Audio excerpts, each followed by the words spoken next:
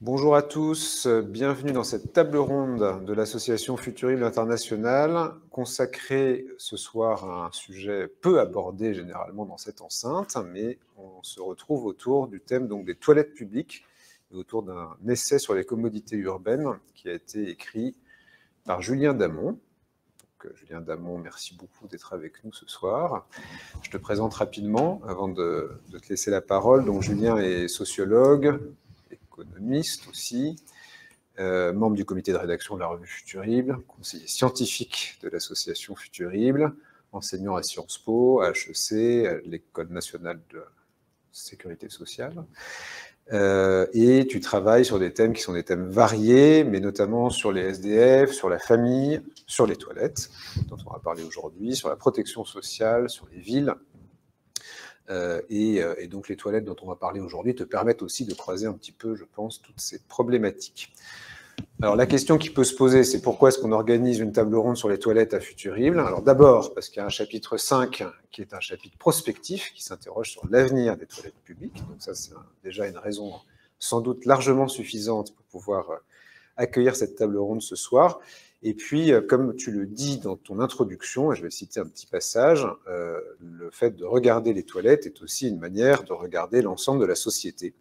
Donc, je vais citer le dernier paragraphe de ton introduction, avant que tu nous dises toi-même pourquoi est-ce que tu t'intéresses aux toilettes, ne serait-ce que pour mettre les lecteurs aussi dans ton écriture, pour les plonger dans ton écriture, qui est parfois assez truculente. Voilà, donc tu dis...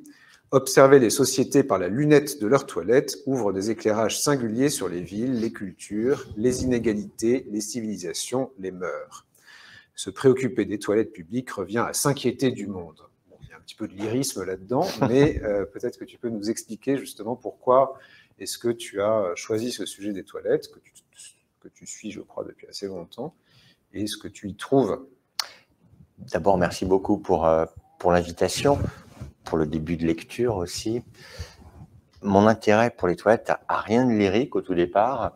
Ça part du sujet des sans-abri, au-delà du sujet de la situation des personnes sans-abri, qui, parce qu'elles sont sans domicile, ces personnes ne disposent pas de toilettes privatives, ne disposent pas de lieux pour les besoins les plus basiques de l'humanité. Alors moi, j'avais fait ma thèse sur les sans-abri, sur les politiques de prise en charge des sans-abri. Quand on s'intéresse à cette question, on se penche sur des thèmes capitaux, d'hébergement, de liens familiaux, de politiques publiques larges, de redistribution. Et enfin, il y a quand même quelque chose d'assez basique, d'assez fondamental, d'assez premier pour eux, c'est l'accès à des toilettes. Me penchant sur ces toilettes singulières, celles qui sont disponibles pour les sans-abri, c'est-à-dire principalement les toilettes publiques présentes dans l'espace public ou les cafés et restaurants amis ou des toilettes singulières que sont celles des associations qui peuvent les laisser ouvertes pour les personnes à la rue. J'ai trouvé que le sujet ouvrait sur également un nombre considérable d'autres thèmes de disparité et d'inégalité. D'abord, quelque chose de très clair, dont je pense qu'on va reparler, c'est les inégalités entre les hommes et les femmes, qui est un sujet très présent actuellement, qu'on trouve sur tous les registres, du salaire, à l'accès à la fonction publique, à l'accès aux positions élevées dans les entreprises. Enfin, il suffit de se promener dans la rue et de passer à côté de toilettes publiques. Il suffit d'aller à l'opéra ou à un concert de rap pour s'apercevoir que les files d'attente n'ont strictement rien à voir. Files d'attente masculines, files d'attente féminines. Donc l'offre collective en matière de toilettes, je trouve, révèle ou exacerbe, en tout cas, on voit très aisément des inégalités, des disparités donc entre hommes et femmes, et aussi, si on s'intéresse donc aux questions urbaines, comme tu le disais, entre les personnes qui sont sédentaires en ville, celles qui ne bougent pas de chez elles, celles aussi qui exercent dans les bureaux, dans les chantiers aussi. En théorie, le droit du travail fait que dans les chantiers, il devrait y avoir des toilettes, et les personnes mobiles, entre les sédentaires qui, chez eux ou sur le lieu de leur activité, disposent de toilettes, et les mobiles. Qui sont les mobiles? C'est les chauffeurs de taxi, ce sont les livreurs, de plus en plus nombreux d'ailleurs, qui eux sont dans des véhicules ou sur leur petit vélo pour mettant en danger leur vie d'ailleurs, nous livrer des pizzas. Ce sont aussi les résidents des villes, à distinguer des touristes. Les touristes, un autre sujet qu'on peut juger plus riant que le thème parfois tragique des sans-abri, mais pour lequel se pose de façon très pressante, si j'ose dire, la question d'une offre de sanitaires de qualité lorsqu'ils sont dans les villes qu'ils visitent, avec des offres très différentes selon que vous vous trouvez, on y reviendra je pense, à être un touriste français visitant le Japon ou la Corée du Sud, ou symétriquement à être un touriste japonais visitant Paris, Marseille ou Pleumeur-Bodou. Vous êtes dans deux mondes différents en termes de qualité sanitaire de l'espace public. Autre sujet qui m'a intéressé, et sur lequel d'ailleurs j'ai de nouvelles idées par rapport au bouquin, c'est l'effet de vieillissement dans des villes plus âgées, pour que les personnes âgées puissent continuer à se déplacer en toute allégresse et en toute sécurité, moins sanitaire, dans l'espace public. Il est nécessaire de disposer d'endroits où on puisse excréter, se soulager plus souvent. C'est un sujet qui affecte différemment les hommes et les femmes tout au long de l'existence. C'est un sujet pour les messieurs, si j'ose dire pour nous les hommes, qui, lorsque nous vieillissons, est de plus en plus important. Et donc, je suis assez optimiste sur la question des toilettes publiques dans les grandes villes occidentales, parce que les messieurs vont s'apercevoir qu'un espace public qui a été fait pour les hommes, par les hommes, est un espace public qui n'a pas été fait pour les vieux hommes. Et ça, je ne sais pas si c'est prospectif, c'est en tout cas un petit fil qu'on pourra tirer quand on parlera de prospective.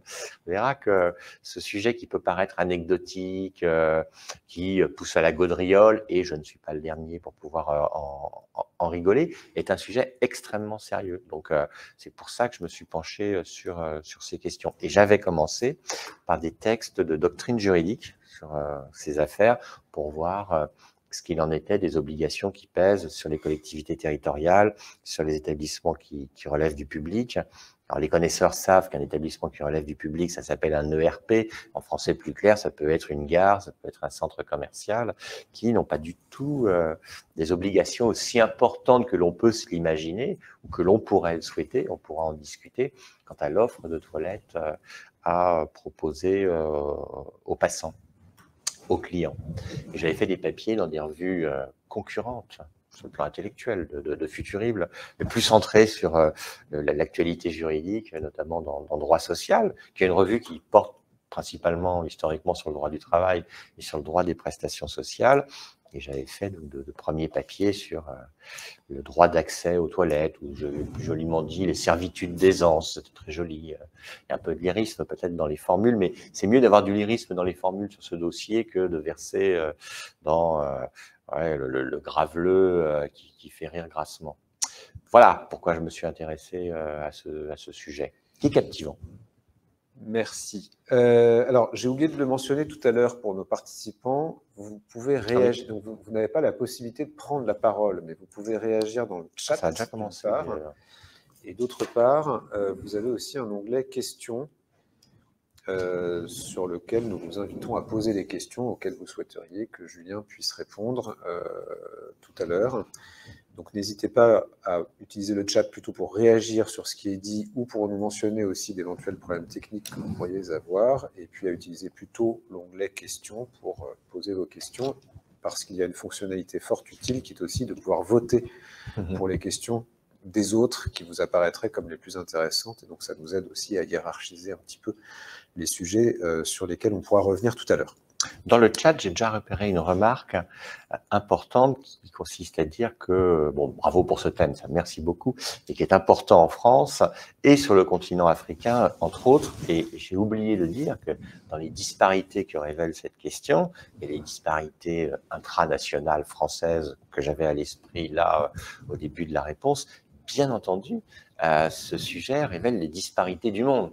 Les disparités du monde dans une offre qui est très différente, même au sein des pays riches. J'en ai déjà dit un tout petit mot entre les pays asiatiques et la France. Mais surtout, je pense que peu de Français ont conscience de ce qu'est l'absence intégrale de d'accès aux toilettes dans encore bon nombre de pays. Alors, comme beaucoup de problèmes de développement, aujourd'hui, c'est très concentré en Afrique subsaharienne. D'autres pays ont connu des difficultés considérables qui continuent à vivre par centaines de millions de personnes concernées tout de même, mais où ces difficultés s'atténuent. Je pense principalement à l'Inde. Mais en effet, ce sujet est intéressant au regard des disparités internationales. Alors, peut-être qu'on y reviendra tout à l'heure, effectivement, quand on reprendra chacun de ces thèmes que tu as esquissés rapidement de manière un tout petit peu plus précise. Dans ton livre, tu as toute une partie, avant d'aller sur la prospective, qui est une partie plus rétrospective ou historique. Alors, sans retracer tout l'historique, puisqu'il vaut mieux renvoyer à ton ouvrage là-dessus, sinon ça serait trop long, mais est-ce que tu peux quand même nous donner quelques grandes lignes qui te paraissent intéressantes sur le développement des lieux d'aisance, à la fois, alors tu as une partie plutôt sur les lieux d'aisance privés et puis d'autres publics, qui est quand même le centre de ton livre. Ce qui est assez frappant à la lecture, c'est de s'apercevoir ou de reprendre conscience que finalement, ce qu'on connaît aujourd'hui en termes de toilettes, d'assainissement, etc., c'est finalement très très récent. Enfin, il y a eu une sorte de parenthèse romaine, et puis ensuite, on arrive quand même sur des assainissements qui se sont mis en place grosso modo au XIXe siècle et qui donc sont assez récents à l'échelle historique. Alors, est-ce que tu peux nous en dire peut-être quelques mots et puis en profiter justement pour replanter un tout petit peu le décor peut-être de la situation des inégalités mondiales que tu viens d'esquisser, notamment en essayant de voir quelle est la différence effectivement entre la situation au Japon et puis les 1,3 milliard, si je me souviens bien, de personnes qui n'ont pas accès à un assainissement correct. Oui, il y en a même plus. Alors après, on viendra sur les chiffres, c'est toujours une petite bagarre, hein, qu'importe. Sur les jalons historiques, il faut au préalable dire que ce thème est un thème urbain.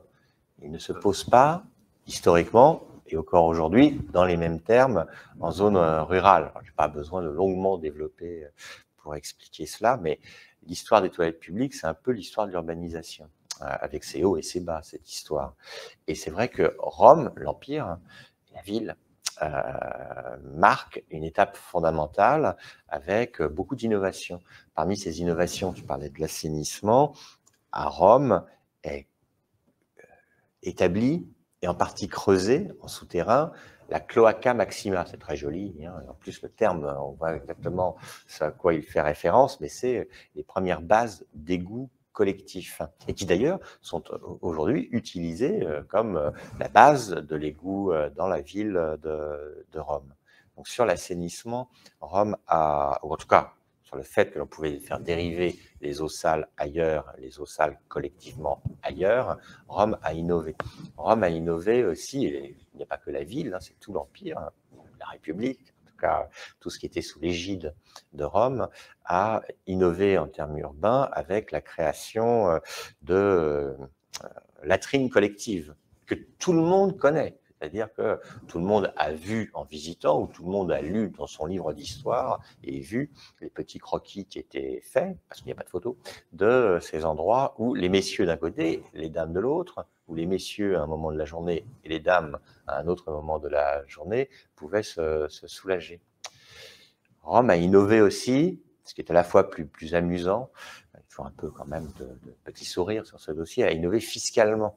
Et ça, c'est l'empereur Vespasien qui a laissé son nom à l'histoire au regard des Vespasiennes, dont je peux aussi, et je le ferai, vous dire quelques mots. Il n'a pas inventé les égouts, il n'a pas inventé les urinoirs. Ce qu'il a inventé, c'est une taxe sur les urines. Taxe sur les urines, parce que dans Rome en particulier, mais dans nombre d'autres grandes villes de l'Empire ou de la République, on trouvait des récipients dans lesquels les messieurs, seulement les messieurs, pouvaient se soulager dans l'espace public, et ces urines étaient ensuite collectées par les tanneurs qui les utilisaient pour adoucir les peaux. Et l'empereur Vespasien a eu l'idée de financer cela, c'est son empire et ses réalisations, par une taxe sur les urines. Et on lui prête l'expression très connue, l'argent n'a pas d'odeur, parce que son fils lui aurait dit, tout de même, c'est quand même pas glorieux. Je ne sais pas si la fiscalité est glorieuse en général, mais en la matière, il y a eu de l'invention romaine. Cette période est très singulière parce que, bon, elle est assez connue. Je vais donner quelques éléments. Mais parce qu'après, pendant des siècles, il n'y a pas beaucoup d'innovation. Bon, l'innovation, c'est la chaise percée. Hein. Je précise que,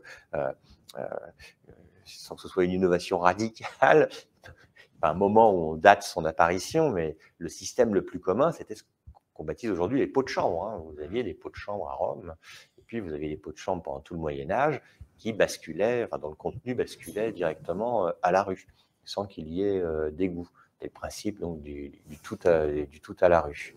Ce qui pose, bien évidemment, des problèmes d'hygiène, des problèmes sanitaires, des problèmes de contagion, qui se renforcent à mesure de l'urbanisation et à mesure de la densité croissante de l'habitat.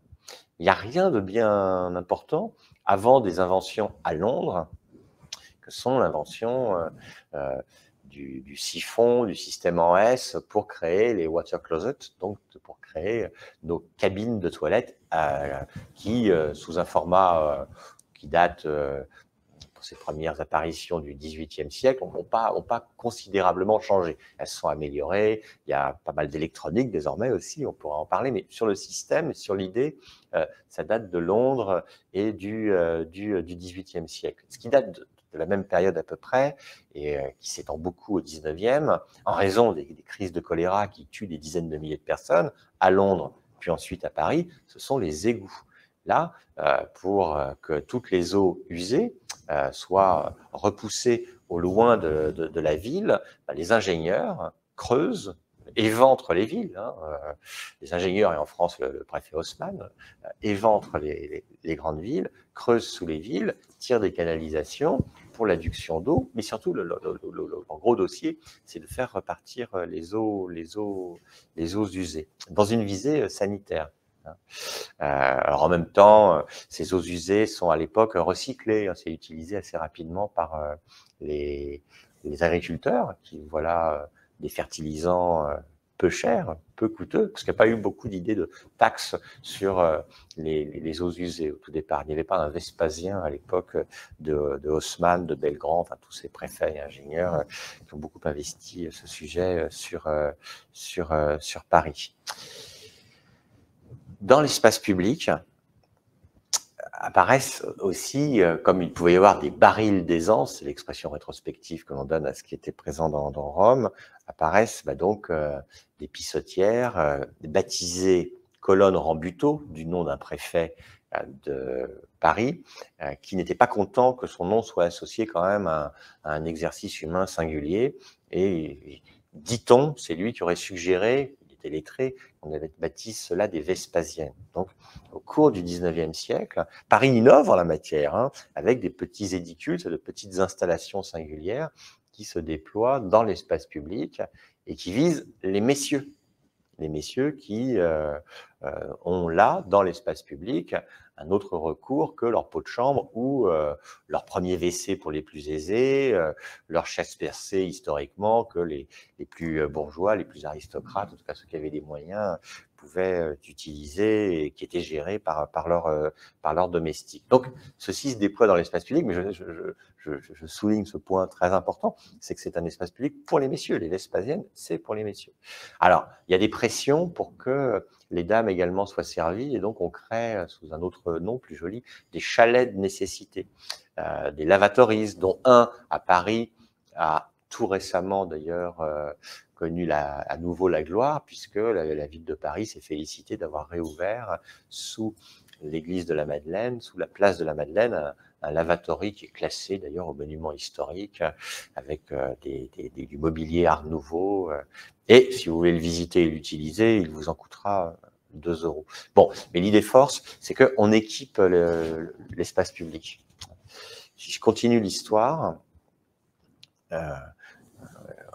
on équipe les logements privés plus tard. Hein. Alors, en tout cas, le déploiement de l'équipement du logement privé, ça vient plus tard. La plupart des gens passaient par le pot de chambre. Il n'y a pas d'autres possibilités. Et c'est après la Seconde Guerre mondiale que, effort de reconstruction l'expliquant, normes aussi pesant sur le logement, au départ le logement social, les logements deviennent équipés. Alors, si on veut des ordres de grandeur, hein, après la Seconde Guerre mondiale, vous aviez 20% seulement des logements en France qui disposaient de toilettes. Aujourd'hui, c'est 99,9%. Alors, on pourra se battre pour savoir si c'est 99,87% ou 0,93%. Mais l'idée forte, c'est qu'en un demi-siècle, 70 ans, les logements ont été équipés en toilettes privées. Et on s'est dit, sur la période, qu'on pouvait donc déséquiper l'espace public, ne plus avoir besoin de ces édifices, de ces édicules, de ces endroits particuliers qui pâtissaient de plusieurs problèmes.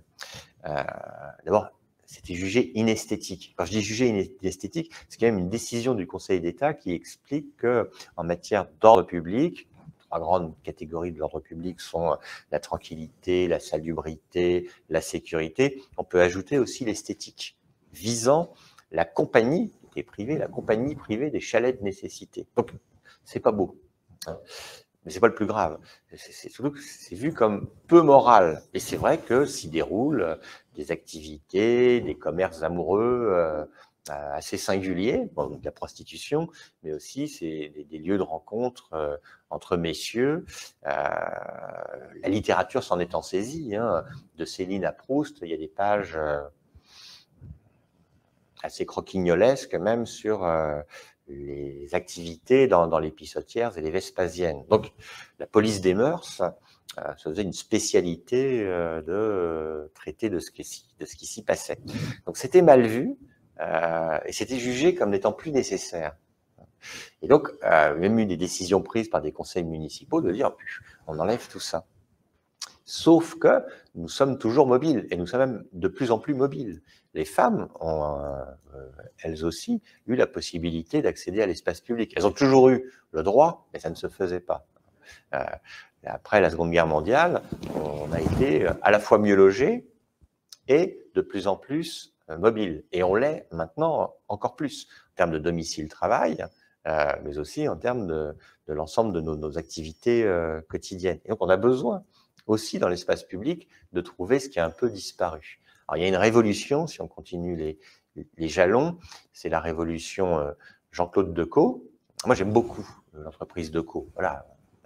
Et il a inventé plein de choses, il a inventé le mobilier urbain, il a inventé les modalités de financement du mobilier urbain par des délégations de services publics. Hein.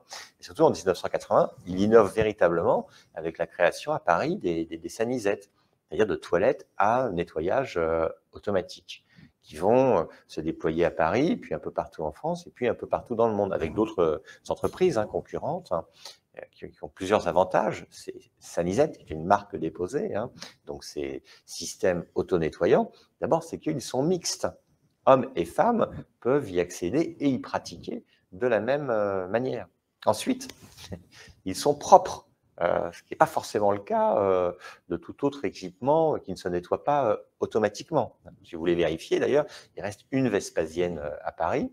Elle est en face de la prison de la Santé. Elle sert encore aux taxis, aux passants, aux touristes.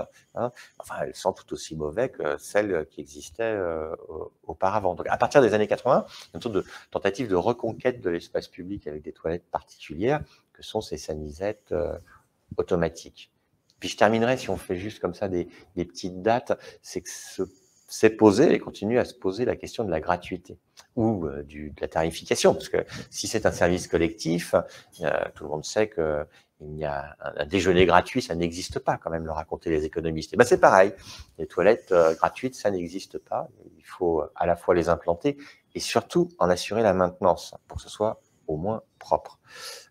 Alors, les sanisettes, au départ, étaient payantes.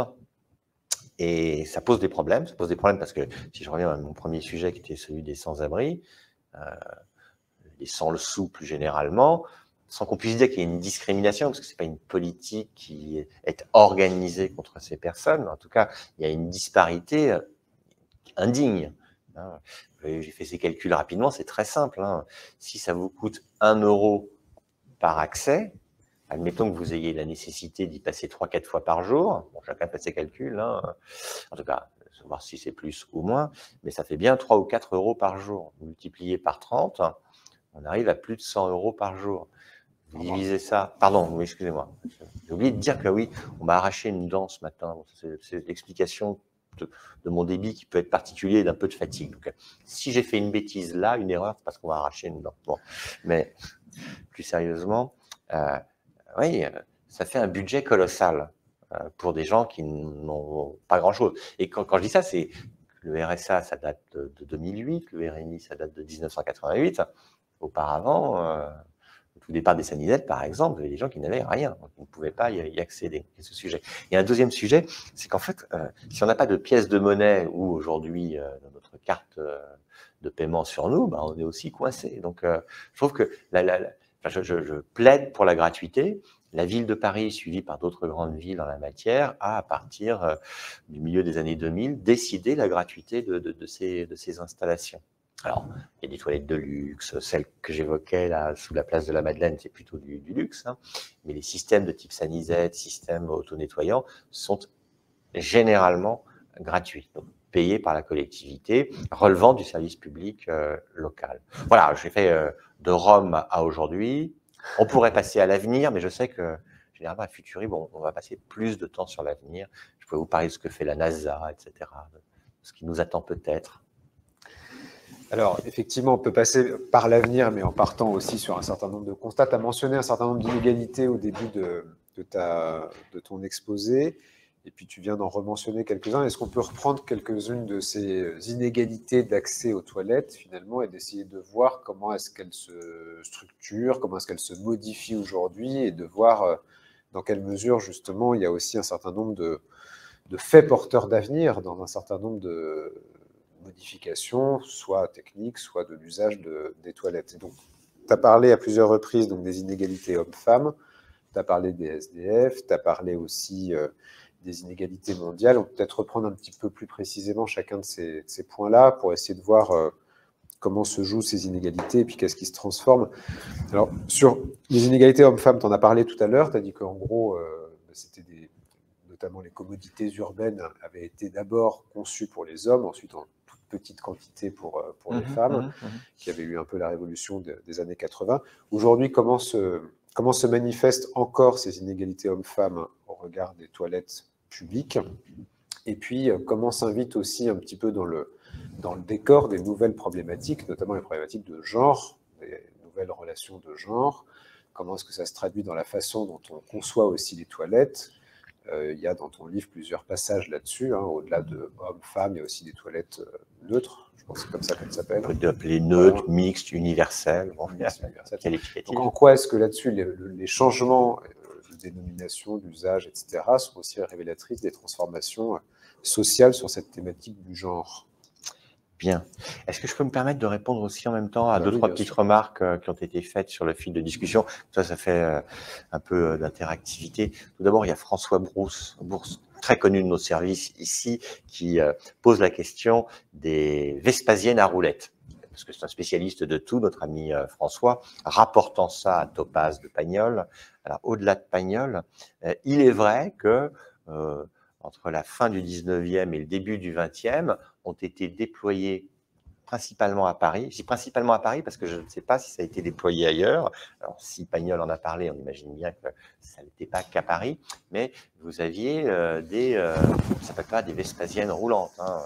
Vous aviez des chalets de nécessité qui, tirés par des chevaux, étaient itinérants, avec des cases réservées aux femmes et des cases réservées aux hommes.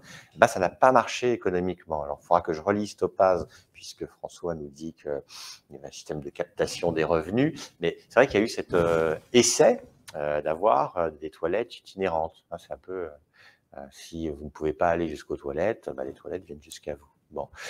Ma remarque générale, c'est-à-dire que c'est un foyer d'innovation quand même assez impressionnant. Alors, on voit qu'il a fallu très longtemps pour le déploiement, le développement des réseaux d'assainissement, mais depuis 2 siècles, avec une accélération ces dernières décennies, il y a des innovations dans tous les sens. Il y a une autre question, puis après je répondrai à tes questions, sur les toilettes publiques dans les autres pays européens, puisque je ne fais là parler que de la France et en me centrant sur Paris. Je souligne que 2 villes, qui ont été les 2 plus grandes villes du monde au 19e, Londres et Paris, ont vraiment été les villes qui ont innové. elles ont innové, bon, avec les égouts, avec ces installations singulières que sont les Vespasiennes. Aujourd'hui, le tableau général, c'est, sans faire de hiérarchie entre les pays, une sorte de kaléidoscope de villes, parce que ce sont des politiques d'abord municipales, partout en Europe. Il n'y a aucun pays en Europe dans lequel pèsent des obligations nationales, enfin des obligations issues de l'échelon national pour obliger les villes à offrir telle ou telle quantité de services aux habitants, aux passants. Pour répondre plus précisément encore à la question sur la forme de l'offre, c'est la même partout, puisque ce sont des marchés publics pour que Jean-Claude Decaux ou autres fassent leurs propositions. Alors, vous avez en revanche des comportements différents et des usages différents selon les populations des différentes villes et des différents pays européens. Ça, c'était pour répondre à deux petites remarques que je pouvais répondre. Sur la question homme-femme et sur la question plus large, genre. Sur la question homme-femme, bon, il y a cette observation assez basique que les hommes et les femmes ne sont pas du tout à égalité face à l'offre de toilettes dans l'espace public. Comment s'en apercevoir? Il suffit de voir les files d'attente. Et c'est un espace public au sens très large, hein. C'est la rue, mais c'est aussi les stations d'autoroute, pourtant plutôt bien dotées. Ce sont espaces publics au sens plus large encore, hein, les équipements qui reçoivent du public, une salle de concert par exemple. Si les files d'attente sont plus importantes, c'est pour une raison assez simple, qui est parfois dure à prononcer encore aujourd'hui, mais moi je suis d'un courage infini, c'est parce que les hommes et les femmes, c'est différent. Les hommes et les femmes, c'est différent. Je sais que toutes les gens sont choqués, on quitte la salle. Bon. En cette matière, vous avez, pour les femmes, c'est pas que les physiologies soient très différentes, que les tailles de vessie soient très différentes. Je vais aller regarder tout ça. Hein. Mais c'est parce que vous avez des moments dans le mois pendant lesquels, ce sont les menstruations, les dames doivent aller davantage aux toilettes. Ce sont des moments dans la vie, quand les dames sont enceintes, dans lesquelles elles doivent aller davantage aux toilettes. Mais ceci n'explique pas tout. Le deuxième élément, parce que les hommes et les femmes n'ont pas du tout les mêmes comportements aux toilettes. Pour nous, messieurs, c'est beaucoup plus simple. Il suffit, en restant debout, de dézipper, donc de débraguetter et d'agir. Pour les femmes, puisqu'elles s'accroupissent, s'assied ou reste en position de squat, il est nécessaire de se dévêtir davantage. Ça prend plus de temps. Il y a d'autres éléments explicatifs, hein, c'est que quand il y a des enfants, généralement, c'est avec les femmes qu'ils vont aux toilettes et pas avec les messieurs. Donc concrètement, hein, quand vous avez une rangée d'urinoirs, ça va beaucoup plus vite hein, que quand vous avez des petites cases dans lesquelles vous pouvez passer un peu plus de temps si nécessaire. Et c'est un truc qui m'a marqué depuis longtemps, c'est que si vous mettez le même nombre de mètres carrés d'offres pour les femmes et le même nombre de mètres carrés pour les messieurs, avec des urinoirs, donc si vous proposez la même surface de sanitaire pour les hommes et pour les femmes, de fait, c'est une offre qui sera plus favorable aux messieurs. Donc moi, je plaide pour qu'il y ait plus de place pour les hommes. Bon, pardon, encore une fois, c'est ma dent, c'est pour les messieurs. Bon, pour les femmes, vraiment. Hein, bien. Alors, il y a plusieurs solutions à cela qui ramènent à la question du genre. C'est de rendre les toilettes complètement indistinctes. Par rapport aux préoccupations d'identité de genre, et plus précisément encore des questions des personnes transgenres, voilà, tout ceci rime en genre, pour lesquelles il peut être difficile, douloureux d'avoir à choisir, difficile et douloureux d'avoir les expériences dans les toilettes sous le regard, les colibets ou la violence des autres. Hein, donc ce sont des sujets à prendre avec sérieux et pas simplement avec la rigolade ou le mépris quand on les évoque. Une solution à ça serait les toilettes totalement dégenrées, voilà, donc universelles. Les sanisettes, généralement toutes les petites installations à nettoyage automatique sont dégenrées. Je précise que chez nous, ça c'est l'espace privé, c'est les toilettes privées, je n'ai jamais rencontré, ça doit pouvoir exister, puis pourquoi pas, hein, des gens qui disent bah, c'est des toilettes pour les messieurs et des toilettes pour les dames. Les toilettes sont dégenrées chez soi. Dans des espaces publics que sont les avions, les espaces de transport, les trains, les toilettes sont mixtes. Hein. Donc, c'est pas quelque chose. Dans pas mal de bistrots ou bars que je fréquente beaucoup, la règle de droit, c'est d'avoir au moins une toilette. Alors, il y a des niveaux de fréquentation, on peut tout calibrer, tout paramétrer, tout barémiser, comme on dit en protection sociale. Hein. Et les toilettes, quand il n'y en a qu'une, elles sont hommes et femmes. Alors, pour ces questions de genre, plus que d'hommes et de femmes, pourquoi ne pas aller vers cette solution qui, moi, me semble une solution vers laquelle, à l'avenir, nous irons de plus en plus, mais progressivement, sans grande révolution. Pourquoi il y a des réticences parfaitement compréhensibles, enfin de mon point de vue, c'est parce qu'une partie des hommes préfèrent rester entre eux. Ça, c'est pas bien grave, puis on peut en discuter, même plutôt en sourire. Une partie des femmes, mais c'est moins souriant, préfèrent ne pas être obligées de côtoyer les messieurs. C'est pas parce qu'il y aurait les regards concupiscents ou les blagues salaces, hein, c'est pour des risques de violence. Hein.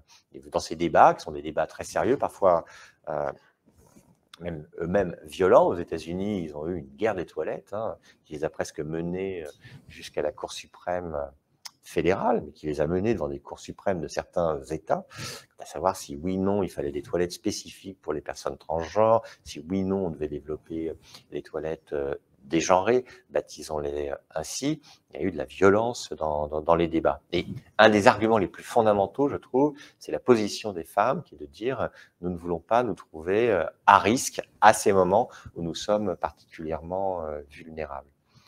Et un autre élément que j'aime bien aussi, c'est qu'il faut revenir à des choses particulièrement basiques. Si les femmes passent plus de temps dans les toilettes, je l'ai dit, mais je le répète, c'est parce qu'elles passent par la position assise. Une fois, pour nous, les messieurs, c'est beaucoup plus simple. Faut-il, c'est des débats qui peuvent faire sourire, pourquoi pas, il vaut mieux les aborder aussi avec le soin, mais qui sont des débats sérieux, demander et éduquer les petits garçons afin qu'ils fassent pipi assis. Ce n'est pas simplement dans une perspective d'égalité homme-femme, c'est aussi une perspective de salubrité et de propreté. Alors, il y a des bagarres infinies quant à savoir si les toilettes des messieurs sont plus sales que celles des dames. Il n'y a pas d'accord de la faculté en la matière. En tout état de cause, c'est vrai que si il y avait égalité totale ou s'il y avait mixité totale, ce genre de débat serait évacué. S'il y avait la mixité totale, ça diminuerait les temps d'attente moyens des femmes, ça augmenterait les temps d'attente moyens des messieurs. Mais si on veut aussi égaliser par ailleurs, on peut, il y a deux voies, hein, pousser les messieurs ou leur demander à faire pipi assis, pipi ou autre assis. Dans certains pays, c'est de plus en plus commun que d'éduquer les petits-enfants de la sorte.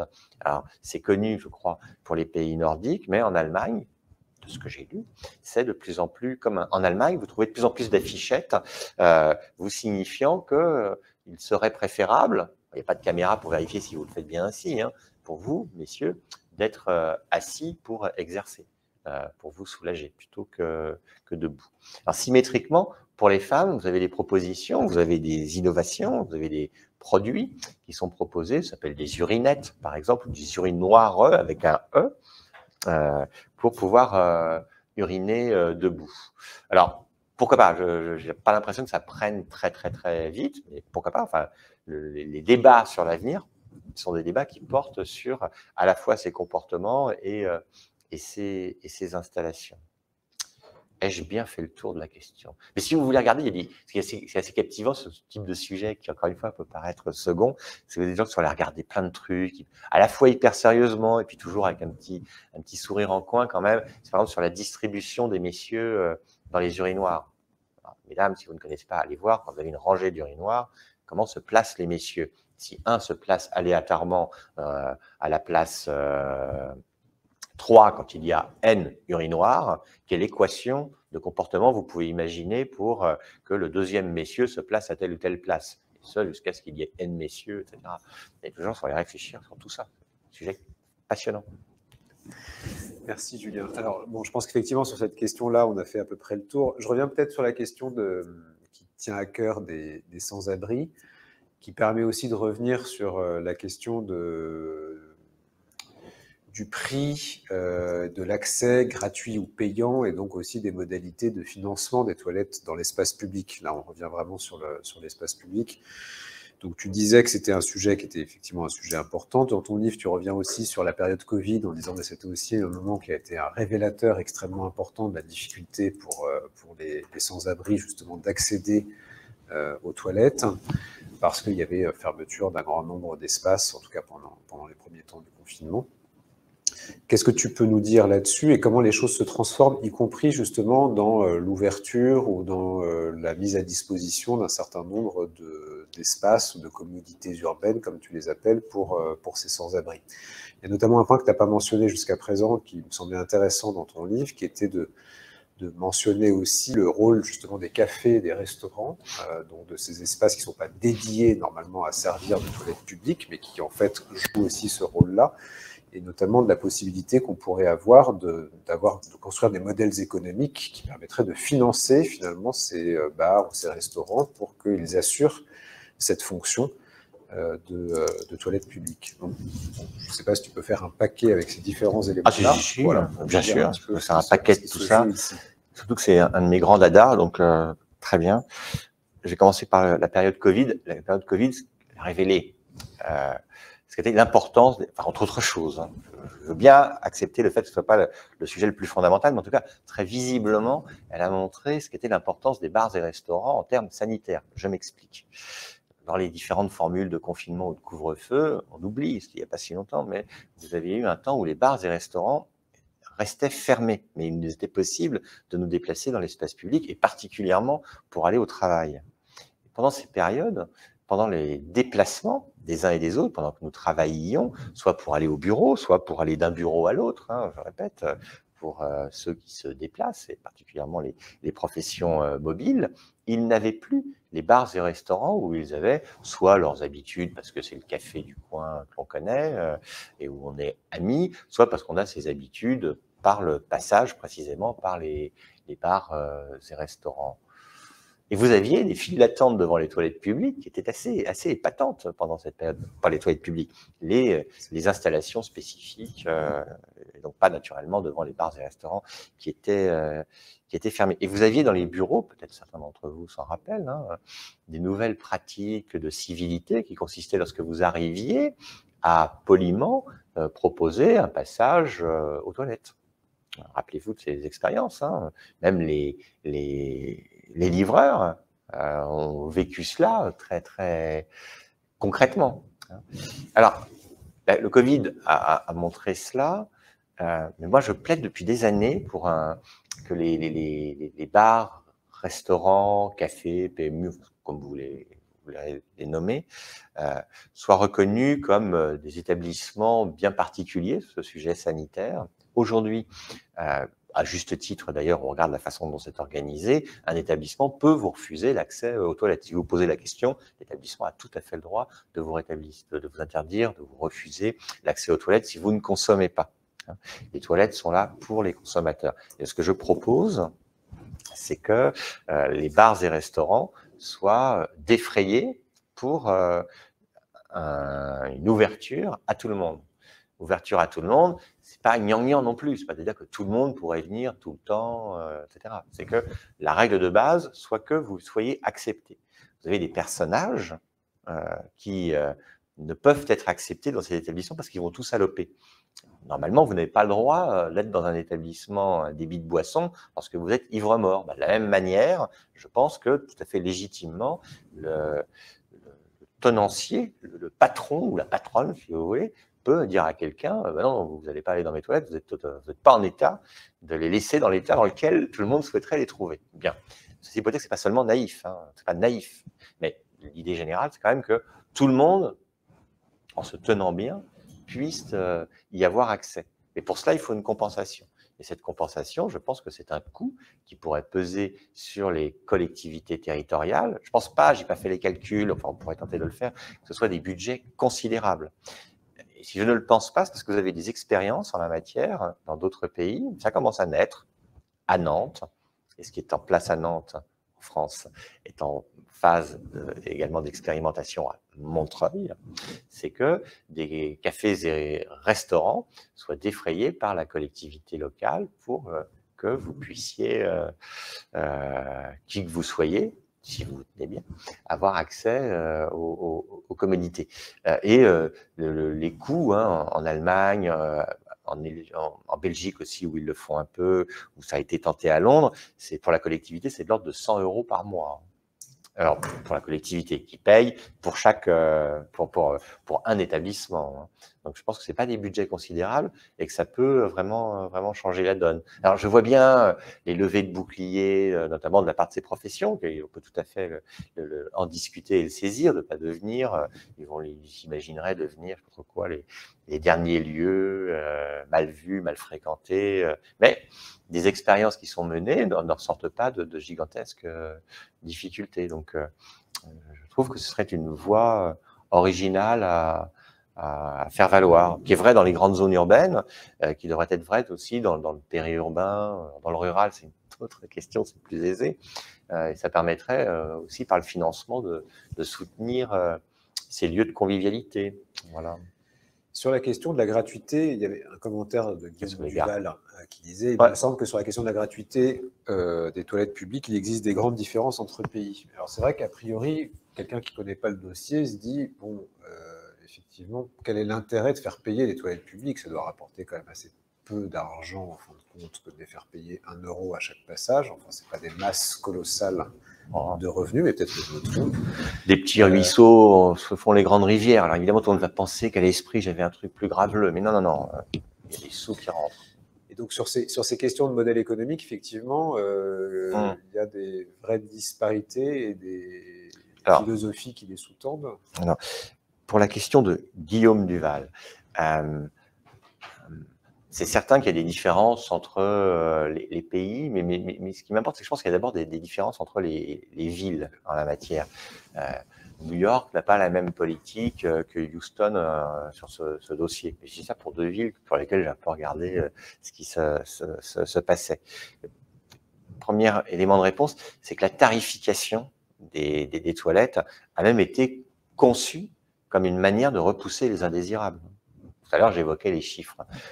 Si passer aux toilettes publiques, ça vous coûte 10 à 20% de vos revenus mensuels, on peut imaginer que c'est même rationnellement assez simple à avoir à l'esprit que la solution est de ne pas passer par les toilettes publiques et donc de continuer à s'épancher dehors ou d'aller chercher ailleurs des solutions. Et là, vous avez des villes qui ont, dans les années 70 et 80, aux États-Unis et en France, tarifé leurs installations.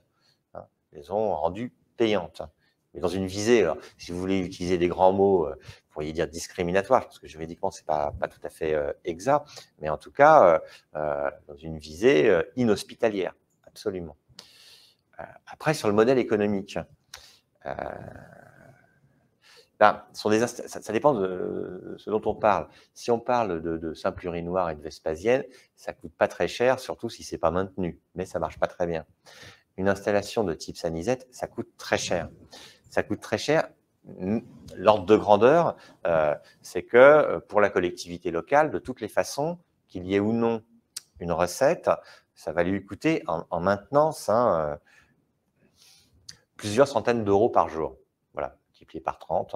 Parce que je dis ça parce que, en fait, comme c'est des marchés publics où on ne connaît pas le détail de ce qui a été retenu, je ne sais pas exactement ce que sont les chiffres, mais c'est de cet ordre, c'est plusieurs centaines d'euros par jour de maintenance.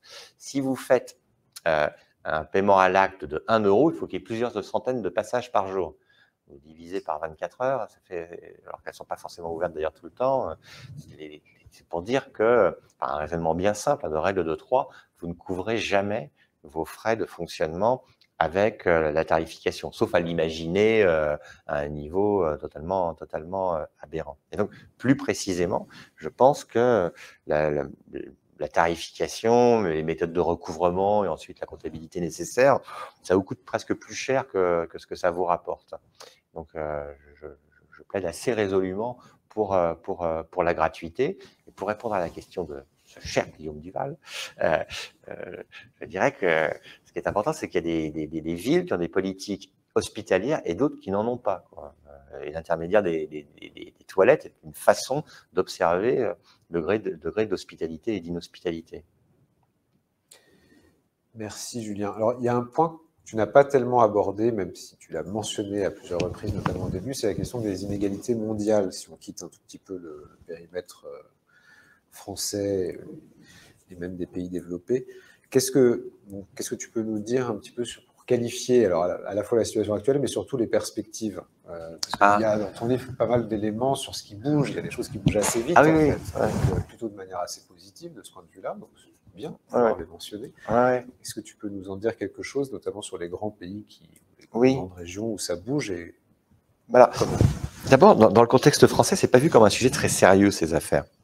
C'est pas vu comme un sujet prioritaire, comme secondaire. Il n'y a jamais une personnalité politique majeure qui a voulu s'en emparer. Bon, pour rentrer dans le détail, dans d'autres coins du monde, c'est vu comme une politique absolument prioritaire. En Inde et en Chine, vous avez le secrétaire du PCC, enfin, le premier secrétaire du PCC chinois, le premier ministre indien, qui font des discours sur ces questions. C'est pas pour discourir, c'est pour agir. Et ce, depuis 20 ou 30 ans. Et à l'échelle agrégée, internationale, l'accès aux toilettes est devenu un des objectifs de développement durable. Ça, il faut que j'en dise un tout petit mot, parce que certains sont bilingues en objectifs de développement durable et français, d'autres ne savent pas précisément ce qu'il en est. La communauté internationale s'est donné des objectifs à l'horizon 2030, consistant, pour le premier de ces objectifs dits de développement durable, à mettre fin à l'extrême pauvreté, à mettre fin à la famine. Vous avez 17 familles d'objectifs. Et le sixième élément, le sixième ODD, sixième famille d'objectifs, porte sur l'eau. C'est la question de l'accès à l'eau potable, dont récemment d'ailleurs on a discuté, dont les perspectives générales sont préoccupantes, mais c'est aussi l'accès à l'assainissement. Et vous avez un sous-objectif qui est, je cite, la formule n'est pas très jolie, mais enfin, sans lyrisme du tout, on voit de quoi il retourne, c'est de mettre fin à la défécation à ciel ouvert. Et à partir du moment où on se donne ce type d'objectif chiffré, il faut pouvoir avoir des données pour quantifier les évolutions, soit positives, soit négatives, et aussi pouvoir tracer, et là, à Futurib, on est content, des perspectives. Alors, si on regarde les données telles qu'elles existent dans une base commune montée par l'OMS, l'Organisation mondiale de la santé, et l'UNICEF, où en sommes-nous? Alors, où en étions-nous? Puisque François, tu en disais un mot tout à l'heure. C'est vrai que quand on est au début de la décennie 2000, vous aviez près d'1,5 milliard de personnes dans le monde. Alors, oui, on tournait plutôt autour du tiers de l'humanité qui déféquait à ciel ouvert. Hein, le quart de l'humanité. Aujourd'hui, on voit le chemin parcouru, il y a encore près de 600 millions de personnes. Si on fait les proportions, qu'on arrive à aujourd'hui, on a 5% de la population mondiale qui est contrainte à ces nécessités. Alors bien sûr, il y a des débats techniques, oui, mais est-ce qu'on vraiment, on arrive à tout trouver? Est-ce qu'on sait bien ce qu'est la situation au fin fond des villages de l'Inde, etc., etc. Je passe les détails techniques, l'ordre de grandeur générale compte, et surtout la tendance est à la baisse. Mais là, je parle de la défécation à ciel ouvert, c'est-à-dire du fait qu'il n'y a strictement aucune installation. Si on regarde la population qui n'a pas accès à l'assainissement, qui a des toilettes que nous jugerions absolument ragoûtantes, mais qui concernent une grande partie de l'humanité, c'est dégoûtante, pardon, c'est 20% du monde. 20% du monde n'est pas équipé du tout en assainissement. Okay, et si on regarde ce qu'est l'objectif réel en matière d'assainissement de l'ONU, c'est l'assainissement sécurisé. C'est-à-dire que vous n'ayez pas de possible contact avec les eaux usées. Et là, vous avez alors une majorité de l'humanité qui dispose quand même d'installations sécurisées. Mais une minorité importante, si on veut des ordres de grandeur, un peu plus de 40% de la population mondiale, donc, est soit contrainte à la défécation à ciel ouvert, soit n'a pas accès du tout à l'assainissement, soit accès à un assainissement défaillant. Et un assainissement défaillant, c'est problématique pour une raison simple, c'est que c'est dangereux. Et c'est dangereux notamment pour les enfants. Et là, les organisations internationales, bon, il faut qu'elles frappent l'opinion, elles envoient des chiffres qui peuvent impressionner, mais sur les ordres de grandeur qui eux aussi impressionnent, c'est simple. Vous avez des centaines, voire des milliers d'enfants qui meurent chaque jour parce qu'ils sont en contact avec les eaux usées. Donc, on a fait beaucoup de progrès, incontestablement, en particulier sur les cas les plus extrêmes, Pourquoi? Parce que l'Inde et la Chine ont considérablement investi, peut-être aussi, si on est cynique, mais réaliste, parce que la Chine et l'Inde savent bien communiquer et leurs chiffres sont peut-être exagérés. On a aussi fait des progrès parce que vous avez des philanthropes que les uns haïssent, que les autres adorent, qui ont beaucoup investi sur ce dossier. On peut ne pas aimer Bill Gates.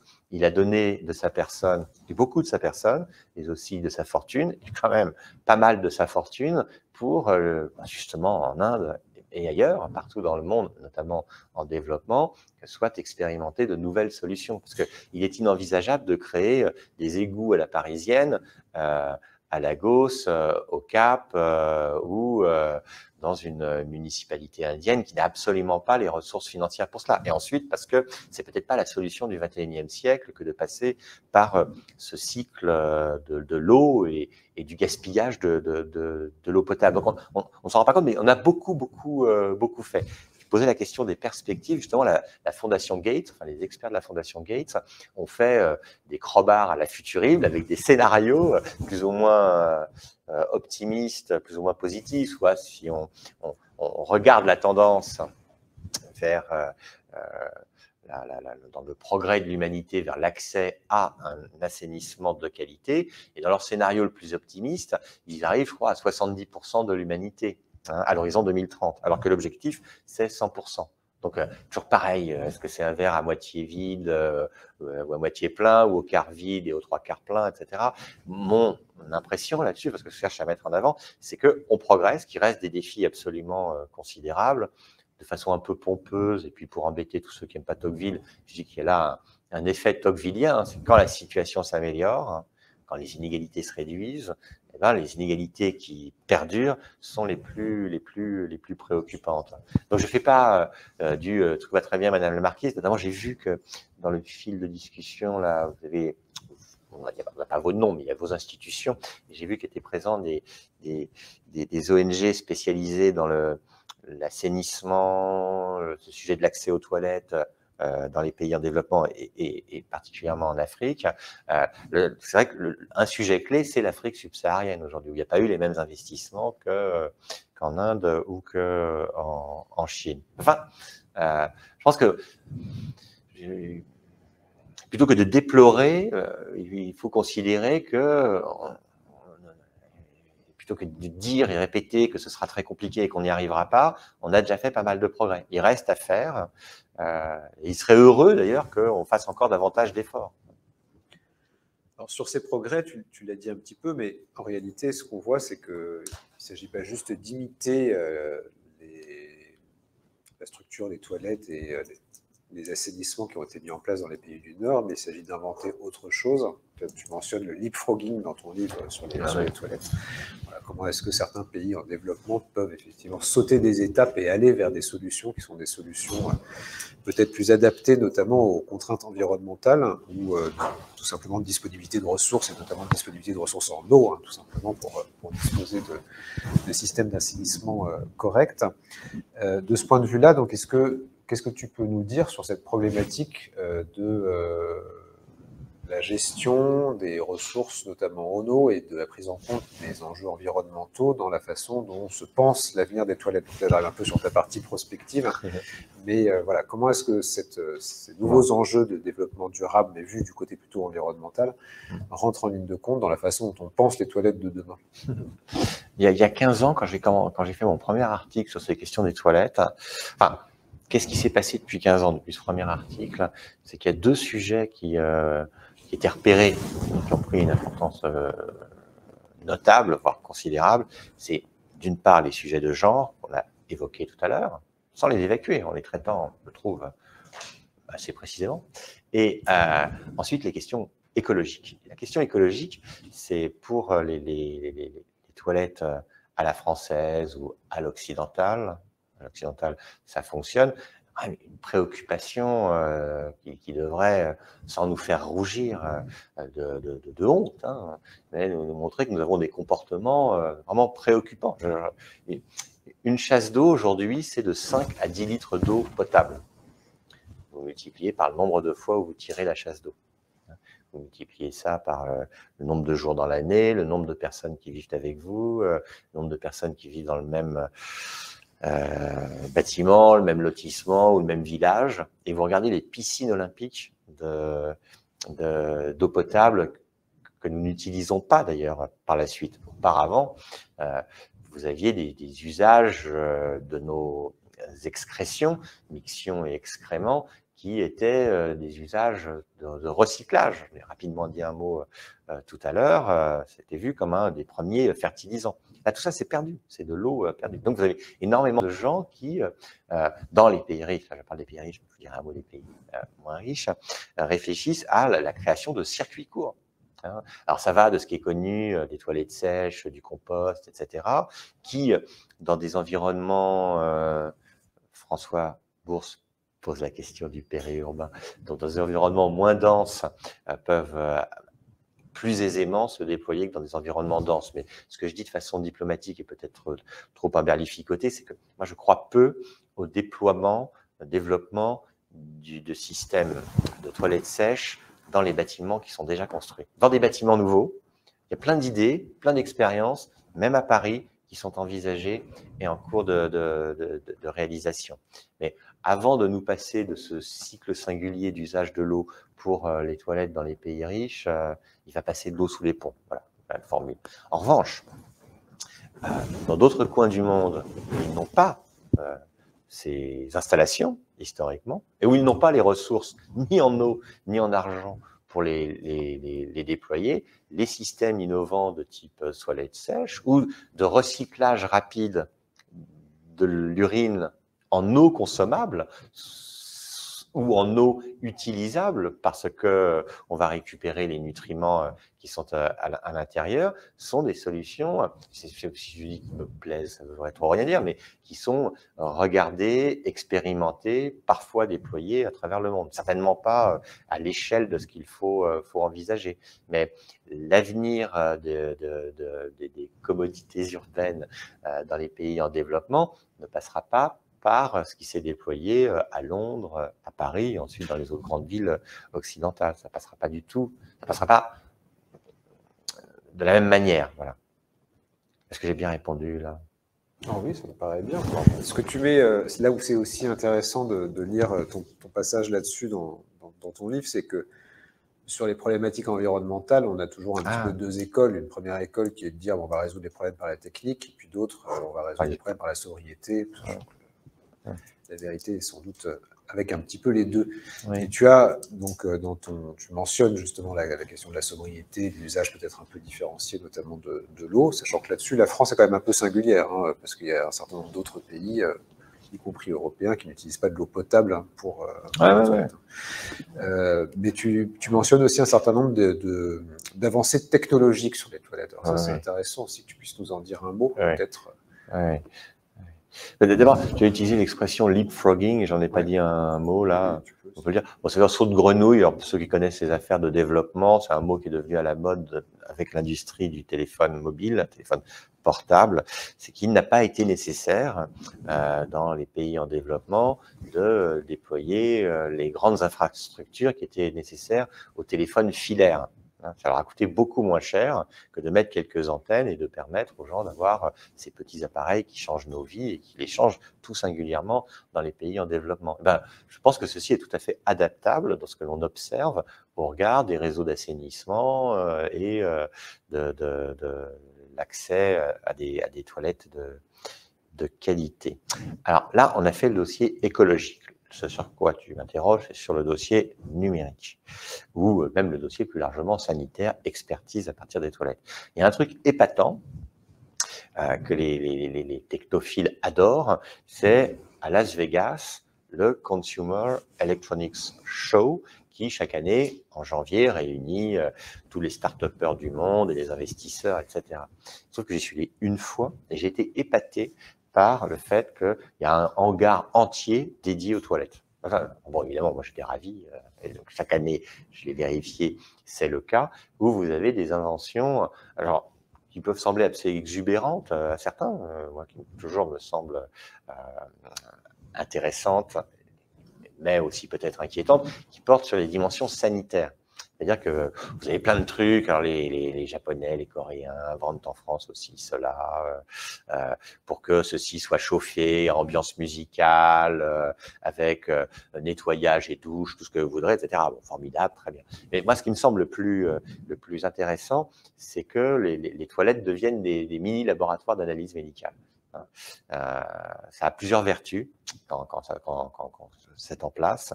D'abord, en termes de dignité de ceux qui n'ont plus à passer par le laboratoire d'analyse médicale, en termes d'intrusion. On n'a plus à vous piquer ou à vous mettre dans une petite salle où vous devez produire ce qui sera collecté, où vous n'aurez plus à l'amener vous-même. Vous faites ça tout seul et hop, ça c'est analysé directement. Pour vérifier vos constantes, pour vérifier le bon impact de certains médicaments, ceci peut se faire en temps quasi réel. Alors, de surcroît, vos toilettes peuvent vous reconnaître automatiquement, hein, grâce à ce que vous y envoyez. Alors, je le fais en rigolant, je ne l'ai même pas mis dans l'ouvrage, mais j'imagine qu'un jour, peut-être, on arrivera avec notre carte vitale, hop, on la mettra dedans, la carte vitale, alors un petit récepteur, nous ferons ce que nous avons à y faire et saurons envoyer nos résultats sur la machine de notre médecin traitant. Et quand je dis ça, je trouve un petit sourire amusé sur ce dossier, mais pourquoi pas? Et d'ailleurs, je l'ai mis, mais pour embêter ceux qui le liront et qui sont à la manœuvre, mais que ces installations de smart toilets, là, ces e-toilettes, qui peuvent être simplement des compléments à vos toilettes et peu coûteux en termes de capteurs, ça devrait être remboursé par la sécurité sociale à terme. Voilà, l'avenir de la sécu et de la santé par les toilettes. Mais c'est extrêmement sérieux, hein. Alors, ça peut être jugé inquiétant. Je sais que j'ai eu des remarques là-dessus. Oui, ah bah oui, mais alors, certains vont récupérer directement vos informations. Bah ouais, mais ils pourront les récupérer aussi au laboratoire d'analyse médicale si tant est qu'ils aient accès aux bases de données. Je vois pas pourquoi on craquerait les systèmes de transmission de l'information entre les e-toilettes et le reste du monde. Bon, après, il y a des choses plutôt rigolotes sur le fait que historiquement, les puissants du monde sont quand même toujours inquiétés de ce que les autres puissants pouvaient avoir comme information à partir de ce qu'ils laissaient. Donc, toute une partie sur les espions du SDEC ou des services de sécurité russes contemporains qui, quand M. Poutine se déplace, ou d'autres personnalités de cet acabit, amènent tous leurs équipements à eux, quoi. Ça, c'est à découvrir, c'est des pages truculentes du livre, ouais. C'est des pages de pub pour que vous alliez le découvrir. Sur l'aspect un petit peu techno, et peut-être pour finir par là, avant de prendre des questions qui sont apparues, tu mentionnes aussi, tu mentionnais en introduction les toilettes telles qu'elles étaient développées par la NASA ou ce qui a pu être fait dans la Station spatiale internationale, etc. aussi. Bon, ça, c'est plutôt des pistes, effectivement, de réflexion et d'innovation, mais qui aujourd'hui restent quand même très éloignés, non, de... Oui, non, mais c'est pour dire qu'il y a des endroits où on réfléchit aux toilettes avec des moyens, des perspectives, des technologies qui nous semblent peut-être là, quand on dit la NASA, complètement à côté de nos réalités quotidiennes. Assurément, les toilettes les plus chères du monde, elles sont dans l'ISS, hein, et tout le monde n'y a pas accès. Bon. Ceci dit, quels meilleurs ambassadeurs quand même que ceux qui ont pu, dans certains films, montrer l'importance des toilettes. Moi, je pense à mon cousin, Matt Damon, ah ben bon, c'est rigolo, dans Seul sur Mars. Pour ceux qui ne l'ont pas vu, il se retrouve seul sur Mars et il ne lui reste que quelques pommes de terre. Pour fertiliser les prochaines pommes de terre, il n'a pas d'engrais autre que le sien.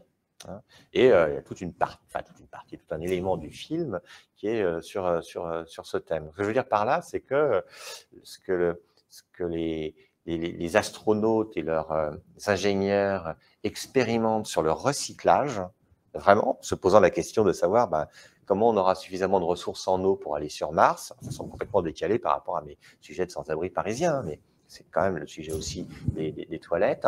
Et comment recyclera-t-on ça intégralement plusieurs fois, sont des questions qui peuvent retentir sur la façon dont on recycle nos urines, nos excréments sur Terre. Et ceci dit, bon, je raconte un peu ça, mais il y a des trucs que je ne raconte pas non plus, parce que pas la place, etc. C'est la même chose dans les sous-marins. Hein. Quand vous êtes dans un SNLE sous l'océan pendant des mois, la question se pose de la même manière et pour plus de monde. Hein. Oui, dans ces espaces contraints, c'est des sources. Des espaces contraints dans lesquels, comme le dit le film célèbre, on ne vous entend pas crier dans l'espace, mais vous savez que dans un SNLE, il ne faut pas crier, il ne faut pas faire de bruit. Donc, plein d'innovations dans ce que les marins appellent les poulaines. Ouais, ça a pris un mot qui n'est pas dans le bouquin, les poulaines, pour les toilettes dans la marine. Bon, merci Julien. Est-ce qu'on peut prendre les questions ou les remarques qui ont pu apparaître? Alors, soit tu t'en saisis je peux le librement. faire. Alors, François nous a parlé de Marcel Pagnol en nous précisant que c'était les commerçants qui poussaient à ce que les roulottes vespasiennes soient placées ailleurs. On a parlé un peu des pays européens à toute vitesse. Les toilettes et les gares, un vrai sujet à fond. Alors là, je vois cette question de Pascal Poupineau à fond, parce que les gares, ça a été longtemps mon sujet, notamment pour les sans-abri dans les gares. Et pour ceux qui ont ces expériences, que nous avons tous à un moment ou à un autre, c'est pour ça que les toilettes, ça intéresse tout le monde, vous observerez que, même s'il y a des pratiques différentes selon les pays, plus ou moins de gratuité selon les gares dans les différents pays, mais en France, ça reste souvent payant, même très souvent payant, mais avant d'être payant, encore plus souvent absent, les toilettes. Alors, à la Gare du Nord, vous pouvez avoir plusieurs services différents, OK, à Paris, ça doit être le cas à Marseille, Saint-Charles, tout ce qu'on veut, mais globalement, dans les gares de banlieue, vous avez presque rien, ou alors c'est payant, et même payant, c'est pas forcément d'une qualité extraordinaire. C'est pour ça que les gestionnaires d'espaces publics ont des efforts à faire, peut-être n'ont-ils pas à les faire seuls, c'est pour ça que je pense que les collectivités locales peuvent aider au financement de l'ouverture des cafés et restaurants, mais c'est la même question pour les gares. Guillaume Duval pose une autre question ou fait une autre remarque sur les bibliothèques municipales. Les bibliothèques municipales, il en parle aux États-Unis, mais c'est valable en France aussi, sont l'une des principales toilettes publiques, même pour les personnes sans abri, qui, nombre d'entre elles d'ailleurs, vont, attention, ce sont des gens qui sont très souvent très au courant, ils lirent les journaux. Et vous avez d'ailleurs même une association des bibliothèques municipales qui a tout un concours là-dessus pour faire les toilettes les plus inclusives, voilà le terme qu'ils emploient, en tout cas dans mon vocabulaire, les plus hospitalières. Donc sur les gares, c'est valable aussi pour les stations de métro, hein, celles de la RATP ou des transports en commun de Lyon, etc. C'est d'abord l'absence qui prévaut, et ce qui fait d'ailleurs qu'une partie des stations de métro deviennent des pissotières, non pas à ciel ouvert, mais en souterrain, quoi. Donc là-dessus, je ne peux qu'être pécrétien, voilà, c'est un néologisme, parce que Valérie Pécresse, et ce n'est pas une déclaration d'amour que je fais là, mais en tant que présidente de la région Île-de-France, avait dit « je veux des toilettes dans le métro ». Voilà. Et ça lui a valu des moqueries assez indignes, je trouve. Alors, chacun il trouvera du sexisme ou ce qu'on veut. Mais enfin, au départ, on posait la question de savoir si c'était une grande question politique. Quand M. Modi fait des discours sur les toilettes en Inde, personne ne va le critiquer. Bon, pas les mêmes types de personnalités, ni d'environnement démocratique. OK. Mais se saisir de ces questions, c'est plutôt risquer la raillerie que les applaudissements. Alors que au quotidien, ça pèse. Enfin, ça pèse énormément. Et ça pèsera de plus en plus avec le vieillissement. Donc les gares et le métro, c'est capital. Alors, les toilettes et les gares, un vrai sujet, absolument. N'oublie pas qu'il y a un onglet de questions, si tu veux. Ouais, mais je fais la remarque, j'ai vu les questions aussi. Les toilettes handicapées, oui, parce qu'il y a des questions, etc. Les toilettes handicapées qui sont mixtes, mais souvent oubliées. Oui, alors, les toilettes handicapées sont le plus souvent mixtes. Alors, au tout départ, même les sanisettes n'étaient pas accessibles aux PMR, hein, elles le sont devenues progressivement. Sur le sujet des personnes handicapées, ce que l'on peut dire, c'est qu'il n'y a pas d'obligation qui pèse pour ouvrir des toilettes pour les établissements qui reçoivent du public. En revanche, s'ils en ouvrent, ces toilettes doivent être accessibles. Sur la question du genre et des transgenres, voici ce à quoi j'ai réfléchi en 2 mots en lien avec la question du handicap. Et des pictogrammes. pouvez avoir un pictogramme monsieur, un pictogramme madame, un pictogramme personne handicapée pour des toilettes dégenrées. La question, c'est que souvent les toilettes dégenrées sont ramenées aux personnes handicapées, ce qui fait qu'une partie des personnes transgenres vont vous dire on ne veut pas être considérés comme des personnes handicapées, on veut une quatrième catégorie. C'est pour dire que le mieux, c'est quand même des toilettes accessibles pour tout le monde. Alors, évidemment, c'est joli dans le monde des idées, hein, c'est plus compliqué à pratiquer, mais à l'avenir, c'est certainement ce vers quoi on doit pouvoir aller. Sur les toilettes publiques américaines, il y avait la question, les toilettes publiques américaines, qu'en dire? Sinon que dans la diversité des grandes municipalités américaines, on trouve toutes les problématiques que j'ai pu évoquer là, avec quand même des tensions extrêmement radicales même sur la question du genre. Tension née dans les universités américaines, tension que tout le monde saisit depuis un mouvement qui est né dans les années 70 sur le campus de Harvard, qu'ils ont baptisé Potty Parity, c'est la parité pour le genre. C'était les femmes étudiantes qui demandaient à disposer de toilettes en nombre suffisant, sachant que c'était un sujet réel, les toilettes au tout départ de discrimination, mais entre noirs et riches, hein, entre noirs et blancs, enfin, entre différentes catégories socio-ethno-raciales du pays, et ceci continue à irriguer un peu le débat public américain. Alors, toilettes, la plus grande mobilité d'entre nous, il faut aller jusqu'aux douches publiques, peut-être pas les bains. Ouais, alors moi je pense aussi que la question des bains publics et des douches publiques est à relier aux toilettes. D'ailleurs, la gratuité qui a été permise à Paris à partir du début des années 2000, enfin à partir du milieu des années 2000, la première décennie 2000, concernait aussi les bains publics. François Bourse. Ça rejoint une question de François qui disait justement quid des espaces hygiène dans la cité permettant d'offrir à la fois des lieux et le service permettant de se laver les mains, les dents, etc. Ah oui, mais sans aller jusqu'au bain public nécessairement. Ça va se laver, ça va du bain collectif, mais ça va du point d'eau à ce qui a été développé, déployé grâce au Covid. Bah oui, il y a des points d'eau qui ont été réouverts. Vous avez eu des dispositifs pour mettre à disposition du gel hydroalcoolique. Hein. Ces questions sont un peu revenues, ces questions hygiéniques de base, d'hygiène de base.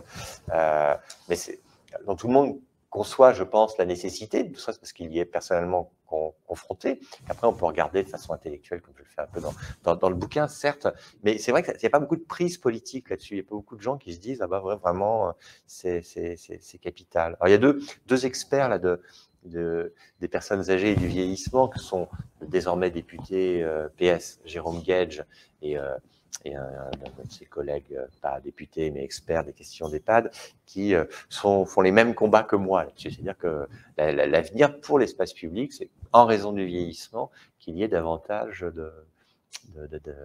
d'offres, une offre d'hygiène plus complète, mais ils ajoutent aussi des offres pour ralentir l'espace, du banc, enfin des bancs dans lesquels on puisse s'asseoir. Alors, une question, les toilettes publiques sont-elles le reflet de la société qu'elles servent de par le monde? Ah oui, ça, oui, c'est le respect. Alors, c'est vrai que fallait regarder aussi ce qu'en pensaient les différentes grandes religions. On n'a pas du tout le même rapport à nos excrétions, hein, et à la façon dont on doit les commettre et dont on doit les gérer. Par exemple, un sujet très important, qui peut paraître très surprenant, c'est en Inde, vous pouvez implanter les plus belles toilettes qui soient dans certains domiciles, elles ne seront jamais utilisées, parce que vous avez des textes sacrés hindous, je vais regarder tout ça, qui considèrent que vous devez excréter à un jet de flèche de l'endroit où vous vivez. Bon, et c'est des croyances très profondes et qui sont problématiques lorsqu'il s'agit de déployer à l'occidental des solutions qui ne s'adaptent pas. Et alors, le truc inverse, je ne l'ai pas assez dit, même si j'en ai dit 2 mots, ou 2 fois j'en ai dit un mot, c'est dans d'autres contextes, Corée du Sud et Japon, quelque chose de parfaitement symétrique par rapport à la saleté supposée ou réelle française, où là, vous avez une quasi-célébration de l'excrément, vous avez des chaussons particuliers pour pénétrer dans la salle des toilettes chez soi. C'est un tout autre univers, bien sûr. Il y a une longue remarque sur les trains de banlieue, toilettes ont été supprimées. Oui, sur les trains de banlieue SNCF, les toilettes ont été supprimées. condamner, absolument. Mais c'est pas. Alors, cette situation devient anxiogène. Elle est anxiogène pour les personnes qui craignent d'avoir besoin d'y passer ou qui ont vécu des choses mais inhumaines, enfin inhumaines, si, trop humaines, en tout cas parfaitement indignes. Est-ce que c'est une tendance qui va s'accentuer? Je ne peux pas dire autre chose que je ne l'espère pas. Est-ce qu'à l'inverse, les transporteurs vont faire davantage d'efforts? Je l'espère. Je précise quand même que les systèmes de toilettes des TGV sont de l'ordre du génie par rapport à ce qui existait auparavant. Les systèmes de toilettes dans certains TER, lorsqu'elles fonctionnent, sont de haute tenue, mais dans certains trains, ou lorsque ça n'est pas maintenu, c'est terrible. On est coincé plusieurs heures avec, pour les messieurs, pour les dames, c'est plus compliqué. La seule option, c'est la bouteille en plastique, quoi, hein. Bon, puis après, ça peut encore davantage se compliquer. Suite, surveillance des eaux usées à vocation de prévention sanitaire. D'ailleurs, la période Covid nous a rappelé que c'était déjà un peu le cas, quoi, pour voir ce qu'était le contenu agrégé de toutes nos sorties, si j'ose dire.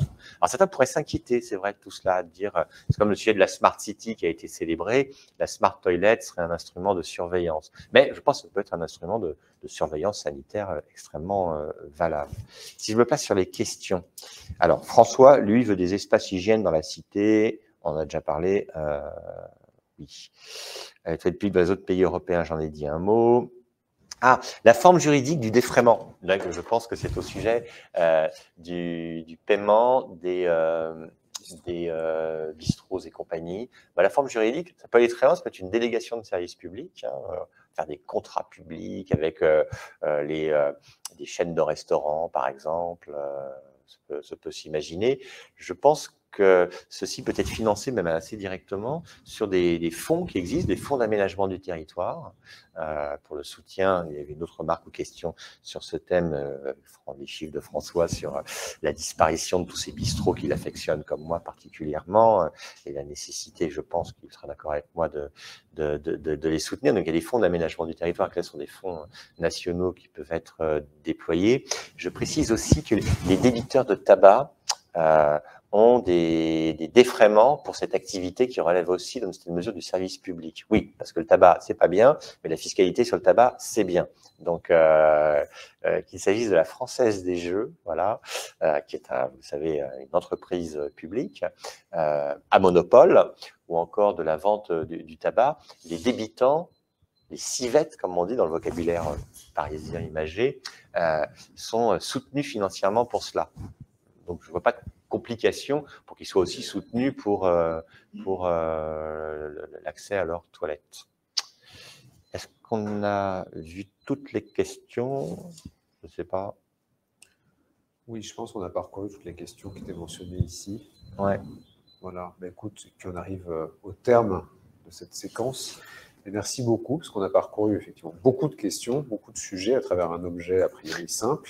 Ouais. Voilà, donc je rappelle quand même qu'on organise cette table ronde à l'occasion de la sortie de ton livre, donc je recommande la lecture. Ça se lit vraiment très bien et très agréablement. Il y a plein de petites histoires en plus qui ponctuent les grandes histoires. Donc c'est à la fois des sujets sérieux et en même temps ils sont aussi présentés à la fois avec tous les chiffres qu'il faut, mais aussi toutes les anecdotes qui permettent de lire un livre de manière agréable et suivie. Voilà, donc merci beaucoup, Julien. Merci, merci. Et pardon pour mon absence de dents. Voilà, j'y pouvais rien. Merci beaucoup à vous tous qui nous avez suivis.